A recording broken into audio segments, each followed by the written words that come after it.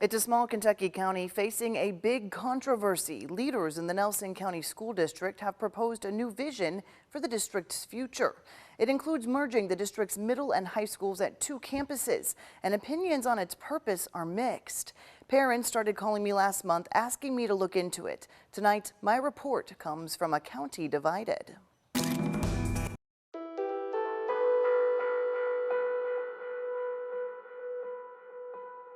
Looking back through Nelson County history, controversy surrounding schools is nothing new. People talk about history. History does repeat itself. Former Bardstown mayor and Nelson County historian Dixie Hibbs points to a proposal from the 1960s. In 1962, Bloomfield had a high school. State Education Board was telling us you've got to consolidate their high schools. And Bloomfield said, no, we're not. We're going to fight you to the end.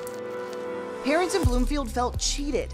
They wanted their children's school to be close to home, but the move would put Bloomfield kids in Bardstown, about 13 miles away. I think they felt like they've lost control of everything. Now, 50 years later, for some, that familiar feeling has returned. It's concern, it is fear. None of it has really made any sense to any of us. There's just so many things that can go wrong with it. The issue was first proposed in April of this year.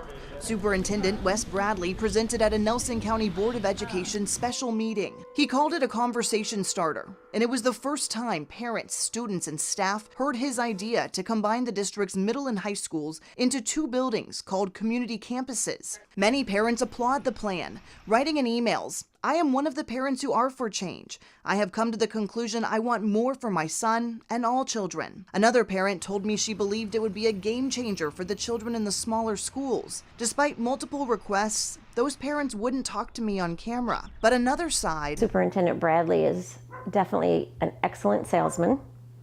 I'm not sure how much of an educator he is. was eager to speak out. I don't feel that any of the questions that we have asked have been honestly answered. Nicole Milburn lives in Bloomfield. She has 3 children in the district. The middle school in her town is the one that would close. She says she's worried about what will happen to the building and the town left behind. And I also feel that if this merger does go into place, it is not only going to affect our children and what they're going to have to go through, but it's also going to affect the entire community, our businesses. Bloomfield will become a ghost town. Another parent, Because all students are not treated fairly in this district. says his concern is for his son, a special needs child who he claims was left out of a plan built on high-achieving students. Public school, you can't pick and choose which children you want to educate, and I think that's what's happened with Nelson County Schools. Staff have also raised concerns. No current teachers would speak to us on camera, but a retired educator volunteered to be their voice. My colleagues,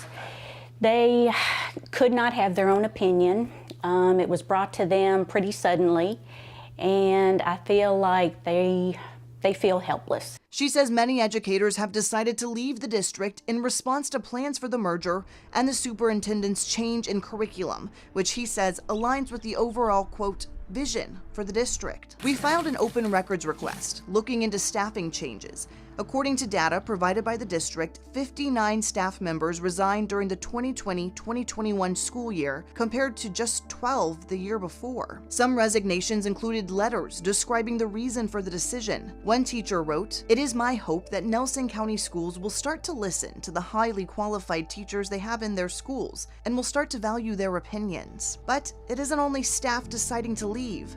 Parents are also pulling their children. For me, it's not about the merger. For me, it's about what is fundamentally wrong with education in Nelson County. The rigor and the academic achievement and curricular structure is not being taken seriously in Nelson County. Vanessa Hurst says she withdrew her children from Nelson County schools because she felt they were spending too much time on projects that did not align with core curriculum, a change put in place when Wes Bradley took over as superintendent. During a final meeting with her 5th grader's teacher, Hurst says it became clear just how behind the child was. But the teacher afterwards slipped me a Post-it note with all the things that he was lacking for this year, knowing that we were going to a different school this coming year, and I was going to have to tutor my own son at home over the summer to catch up to where he was supposed to be. When you ask students about the plans for the district, they say they see teacher concern and it rubs off. They're not taking former teachers' thoughts the current teachers that work with them can't speak their opinions. Rosalie Brown took it upon herself to bring her concerns to the superintendent at a school board meeting. He said, "That's a great question," and went on from there, asked for the next person. I felt like he thought I was incompetent and didn't think that I was being serious and knew what I was talking about. So what's at the heart of this vision?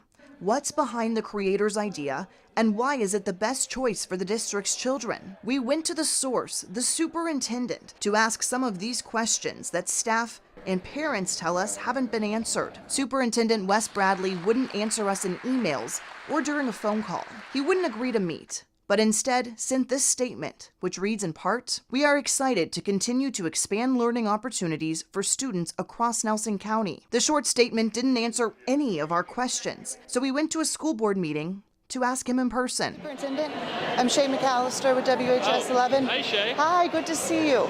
I'd like to ask you a couple of questions about the planning, the vision. Sorry. I'm sorry? I shared my statement with you on email. Well, would you just tell us why you think it's in the best interest of the kids? Bradley would not answer our questions or questions asked by parents during the public comment session. Instead, he offered up a document. Why do you think that this will help the children of Nelson County? He sent the 2-page infographic to my email. Thank you, Ms. McAllister. And without any answers, the impromptu interview was done. So what will this chapter look like? 50 years from now, Written into the history of Nelson County. the people will look back and say, man, that was quite a decision they made then. I know people didn't like it, but look where we are. Dixie Hibbs hopes it's a happy ending after all. The plan to merge the schools still has a ways to go, currently on step 3 of 8. If you have a story you'd like the Focus team to look into, you can contact us at focus@whas11.com.